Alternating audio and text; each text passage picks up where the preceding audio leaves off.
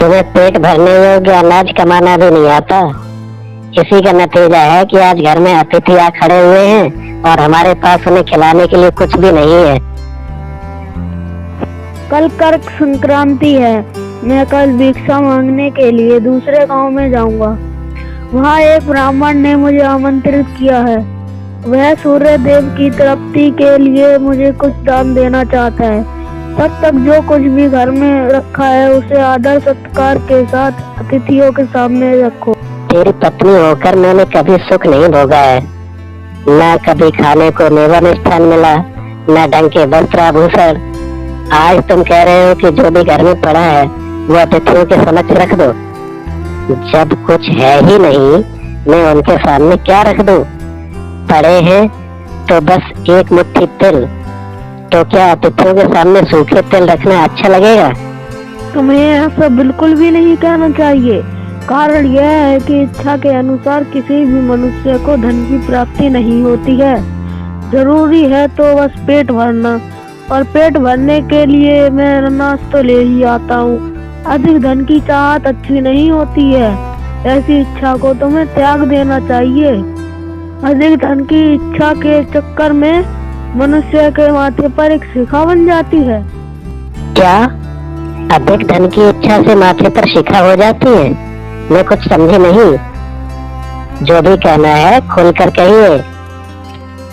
एक दिन एक जंगल में शिकारी शिकार की खोज कर रहा था। जंगल में कुछ दूर आगे बढ़ने के बाद शिकारी को एक काले रंग का पहाड़ जैसा बड़ा सुअर दिखाई देता है।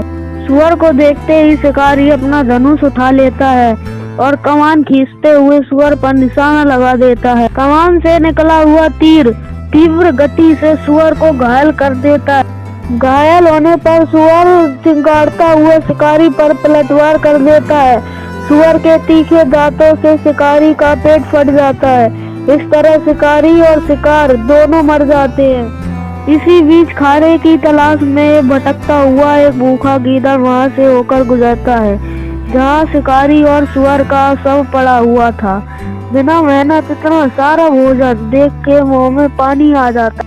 वह बहुत खुश होता है और मन ही मन सोचता है कि आज तो ईश्वर की बड़ी कृपा हुई, जो इतना अच्छा और अधिक भोजन मुझे मिला।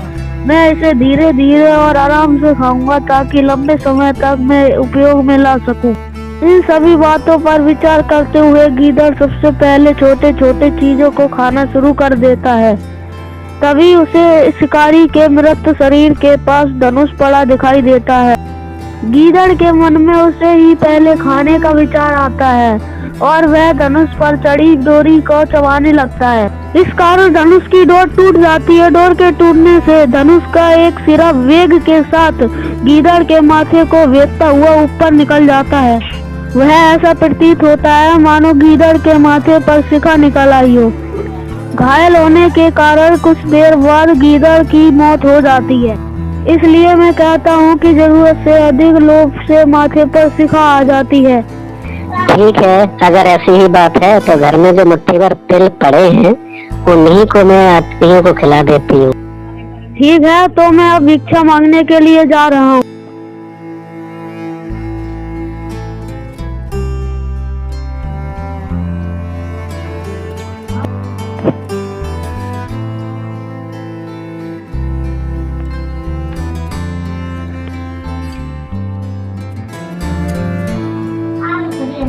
अब ये थोड़ी देर में तिल के दाने सूख जाएंगे। उसके बाद फिर मैं इनको अतिथियों का स्वागत सम्मान में कुछ खाना बना के खिलाऊंगी।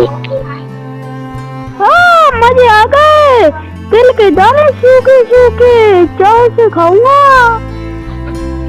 हे भगवान, आज तो लगता है चूहे ने मेरे सारे तिल खराब कर दिए हैं।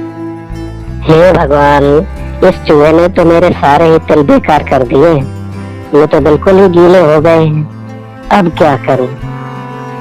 एक काम करती हूँ, ये जो गीले तिल हैं, इन तिलों को सूखे तिलों के बदले में किसी पड़ोसी से जाके चेंज कर लेती हूँ।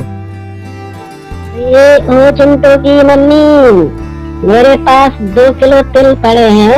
इन तिलों के बदले में तुम हमें सिर्फ 1 किलो तिल दे दो। ठीक है, मैं आपकी बात से सहमत हूँ। मैं आपको 1 किलो तिल दे देती हूँ, अपने 2 किलो तिल लेके आओ।